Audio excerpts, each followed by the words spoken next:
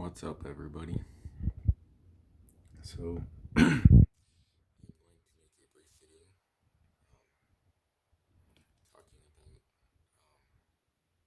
entering Patrick the Vinyl Archivist contest. Um,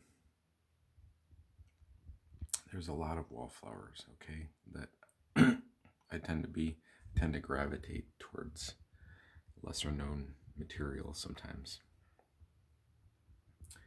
So, I'm not sure yet whether I'm just gonna do one album here. I think I'm just gonna stick with one album. But this is the first album that came to mind.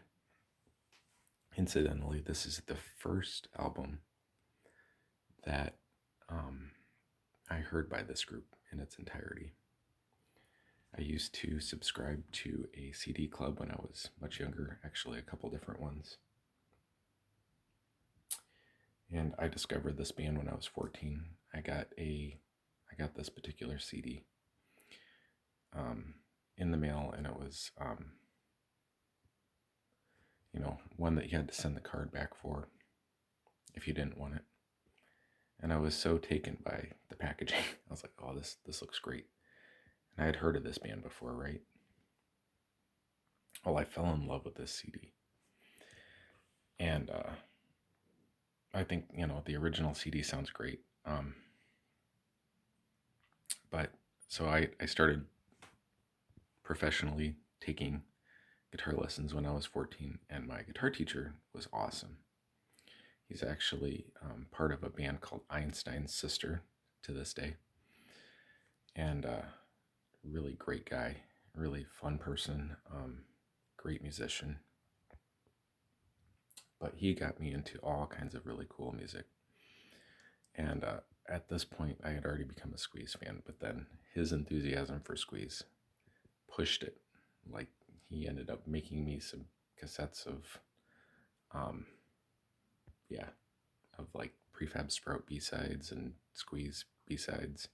And he got me into a lot of really cool music. He's a major musical influence, a lot of like power pop bands and stuff like that. Anyway, his name's Kerry Tucker. I'm going to do a name drop. Okay, the big reveal. Okay, in the last year or two, I got this on vinyl. It's got some wear on it, but this is an original US pressing on A&M. So a little bit of the story behind the album is that they put out this album in 1989. And after releasing this album, they got dropped by A&M for the first time. And because of the low sales of the album. Now, this album does have a single or two from it. It's got a particular sound, production-wise. It's I know Stephen Schnee has talked about the fact that it's stripped down. I love the production on it. It's a little raw sounding,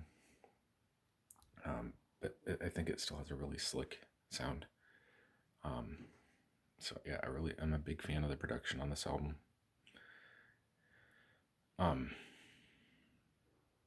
It's still a poppy album like its predecessor, Babylon and On. It's pretty poppy, but it's got kind of a wide variety of music. There's some boogie woogie on it. There's I don't know. It's just a fine album. There's really not a bad song on it. The guitar playing's really good.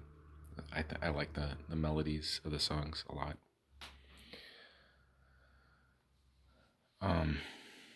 Yeah, I'm a huge fan of this album.